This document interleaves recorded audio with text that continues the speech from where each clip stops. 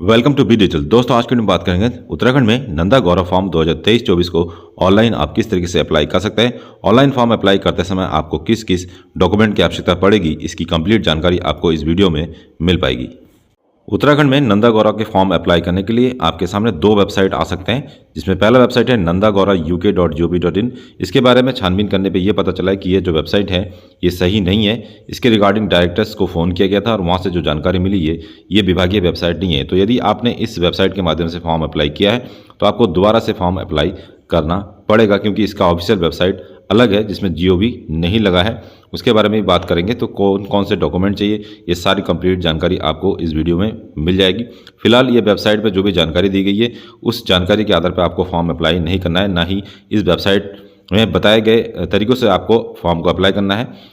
उत्तराखंड में नंदा गौरव के फॉर्म को ऑनलाइन अप्लाई करने का जो सही वेबसाइट है nandagaurauk.in है। इसका लिंक आपको हमारे वीडियो के डिस्क्रिप्शन में मिल जाएगा। कुछ इस तरह का इंटरफेस आपको देखने को मिलेगा। जब पेज को नीचे स्क्रॉल करेंगे तो यहाँ पे आपको मंत्री जी की जो फोटो है वो भी आपको यहाँ मिल जाएगी। Official website and official notification में साफ साफ लिखा है कि nandagaurauk.in के माध्यम से ही आपको 30 नवंबर 2023 तक ऑनलाइन माध्यम से अप्लाई करना है। सबसे पहले बात करते हैं, यदि आप इंटर पास कर चुके हैं और नंदा गौरव के फॉर्म को अप्लाई करना चाहते हैं तो इंटर पास बालिकाओं के लिए कौन कौन से डॉक्यूमेंट इसमें चाहिए होंगे। तो सबसे पहले यहाँ पे छात्रा की नवीनतम पासपोर्ट साइज फ़ोटो चाहिए होगी। उसके बाद छात्रा के हस्ताक्षर चाहिए होंगे। माता पिता या अभिभावक के हस्ताक्षर के नमूने भी अपलोड होंगे।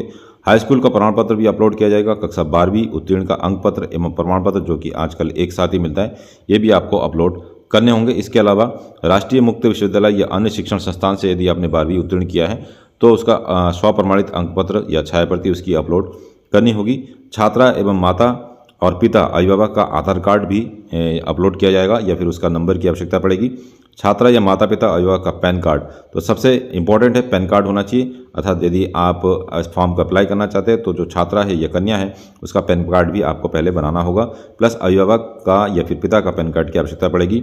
स्थायी निवास प्रमाण पत्र आपको आवश्यकता पड़ेगी। इसके अलावा नगरीय एवं ग्रामीण स्थानीय निकाय द्वारा दिया जाने वाला गृह कर किराया समझौते के कागजात, तो यदि आप शहरी क्षेत्र में रहते हैं और हाउस टैक्स देते हैं तो उसका जो डिटेल है आपको यहाँ अपलोड करना होगा।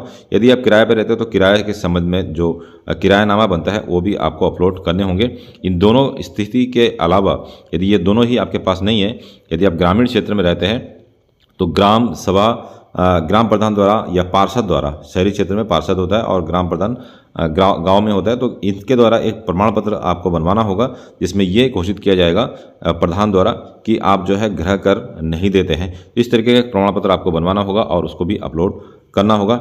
इसके अलावा आय प्रमाण पत्र की आवश्यकता पड़ेगी, जो कि 72,000 वार्षिक से कम का आय प्रमाण पत्र आपको बनवाना होगा और वो भी अपलोड किया जाएगा। परिवार रजिस्ट्री की नकल की आवश्यकता पड़ेगी या फिर सभासद या पार्षद द्वारा दिया गया प्रमाण पत्र भी आप लगा सकते हैं यदि आप शहर क्षेत्र में रहते हैं। सामाजिक आर्थिक और जाति जनगणना में परिवार की स्थिति की आकलन की प्रति यदि उपलब्ध है तो ये कंडीशन है, यदि उपलब्ध है तो आपको इसकी जानकारी देनी होगी, अदरवाइज इसकी आवश्यकता नहीं पड़ेगी। परिवार के विगत 3 बार के बिजली के बिलों की प्रति और तथा विगत 1 वर्ष पानी के बिल की प्रति कनेक्शन न होने की स्थिति में शपथ पत्र में आवश्यक रूप से उल्लेख करना होगा।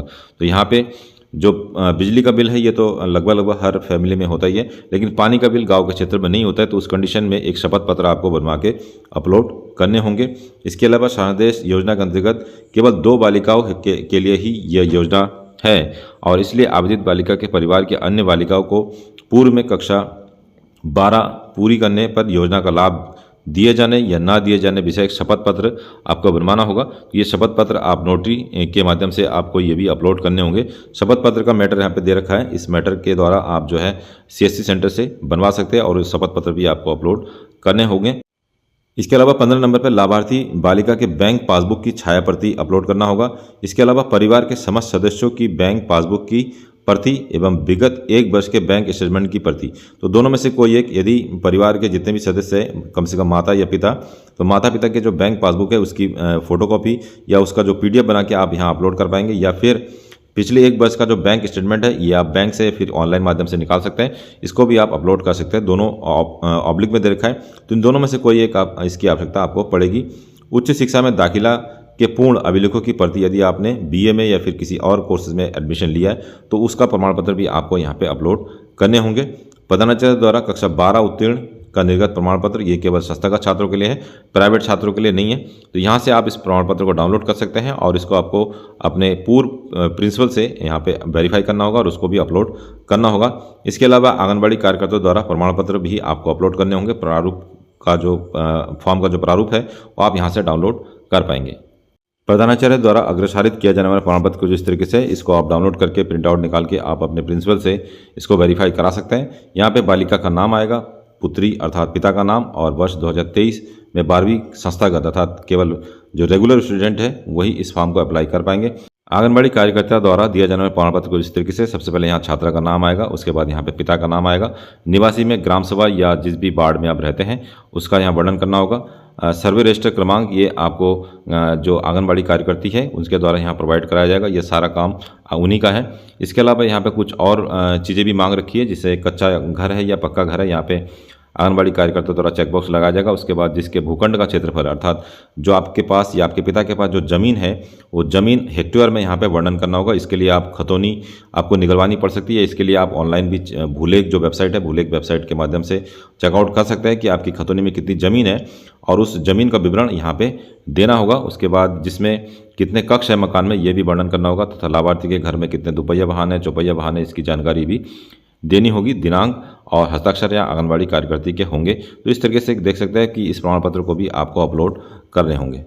जमीन से संबंधित रिकॉर्ड या खसरा खतौनी को चेक करने के लिए आपको bhuleख.uk.gov.in की वेबसाइट की सहायता ले सकते हैं। और यहाँ पे आपको सबसे पहले जनपद चुनना होगा, तहसील, ग्राम सभा आप चुन सकते हैं और उसके बाद अपने जमीन से संबंधित जानकारी आप यहाँ से ले सकते हैं।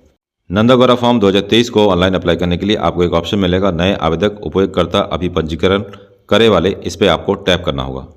उसके बाद आपको अपना मोबाइल नंबर फिल करना होगा और अपने ज़िले का नाम चूज़ करना होगा। फिर जानकारी दर्ज करे वाले ऑप्शन पे आपको टैप करना होगा। उसके बाद आपके सामने एक OTP ऑप्शन आएगा, आप OTP फिल कर देंगे। OTP फिल करने के बाद OTP से आपको सबमिट करना होगा और सबमिट करने के बाद आपके सामने कुछ इस तरीके का इंटरफेस आ जाएगा, जहाँ पे आपको बालिका का नाम दोबारा से मेंशन करना होगा, मोबाइल नंबर मेंशन करना होगा, पासवर्ड यहाँ पे खुद क्रिएट करना होगा। पासवर्ड आप 8 डिजिट का अल्फान्यूमेरिक पासवर्ड 2 बार यहाँ पे क्रिएट करेंगे। उसके बाद आपको आधार कार्ड की जानकारी देनी होगी, जिला चुनना होगा और ब्लॉक यहाँ पे चुनना होगा। उसके बाद लाभार्थी पंजीकरण वाले ऑप्शन पे आपको टैप करना होगा। उसके बाद जो है आपका रजिस्ट्रेशन इस पोर्टल में हो जाएगा। उसके बाद आप यहाँ पे साइन इन कर सकते हैं। साइन इन के लिए आप अपना रजिस्ट्रेशन मोबाइल नंबर और पासवर्ड जो आपने क्रिएट किया था उसकी सहायता से आप साइन इन वाले ऑप्शन में टैप करेंगे और इस वेबसाइट में आप साइन इन कर पाएंगे। उसके बाद आप ऑनलाइन माध्यम से फॉर्म अप्लाई कर सकते हैं।